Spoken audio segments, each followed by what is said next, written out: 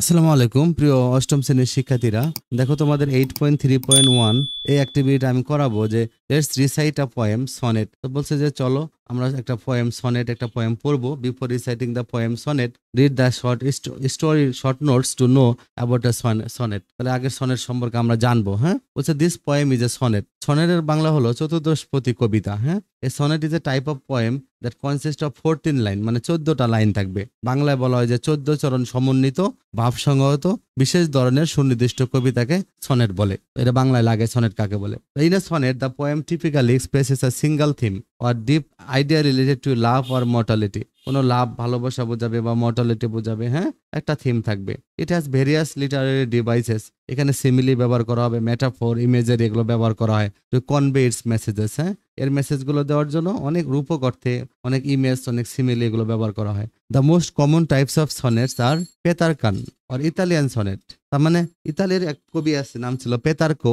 ওইখান থেকে হয়েছে পেতারকান সনেট গুলোর নাম খুবই জনপ্রিয়। Spenserian sonnets, Miltonic sonnet, terza rima sonnet and curtal sonnet. বেশি দেখলে কবির নামের সাথে মিল করে সনেট গুলো বলা হয়েছে। এখানে একটা সনেট আছে, shall I compare thee to a summer's day. তো সেক্ষেত্রে দেখো এখানে 14টা লাইন হইতে হয়।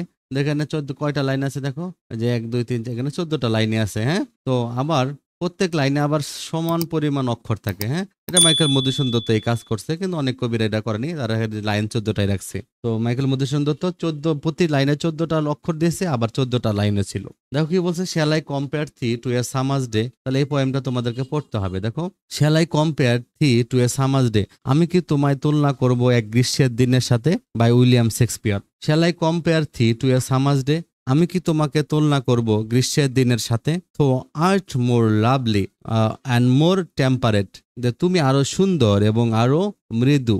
Rough once do shake the darling birds of May, রুক্ষ বাতাস মায়ের প্রিয় কুড়িগুলোকেও কাঁপায়। হ্যাঁ, রাফ ওয়ান্স গুলো ঝাঁকুনি দেয়, শেক মানে ঝাঁকুনি দেওয়া। দ্য ডার্লিং বার্ডস, বার্ড মানে অঙ্কুর, মানে ছোট ছোট ডালপালাগুলো উদ্ভিদের দেখবা এগুলো কিন্তু ঝাঁকুনি দেয়। তো কি বলছে দেখো, and summer's lease had all too short a date, এবং গ্রীষ্মের ভাড়াও খুব কম সময়ের জন্য থাকে। হ্যাঁ, summer's lease had all too short a date, sometimes too hot the eye of heaven shines, কখনো কখনো আকাশের চোখ খুব বেশি উত্তপ্ত ভাবে জ্বলে। And often is his gold complexion dim, প্রায় তার সোনালে উজ্জ্বল ডিম হয়ে যায়, মানে ম্লান হয়ে যায়।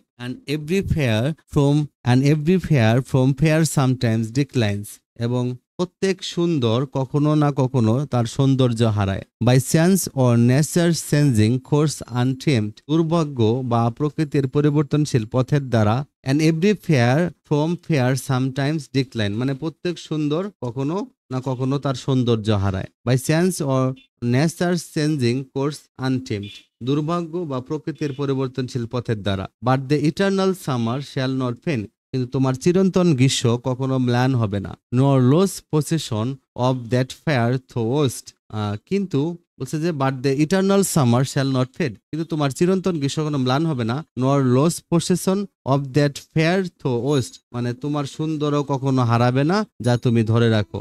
অর নর shall death brag thou wander'st in the shade, মৃত্যু তোমার ছায়ায় গর্ব করতে পারবে না। When in eternal lines to time thou grow'st, যখন সময়ের শাশ্বত রেখায় তুমি বেড়ে উঠেছো। So long as man can breathe or eyes can see, যতক্ষণ মানুষ শ্বাস নিতে পারবে বা চোখ দেখে পারবে। So long lives this and this gives life to thee, ততক্ষণ বেঁচে থাকবে এটি, এটি তোমাকে জীবন দিবে।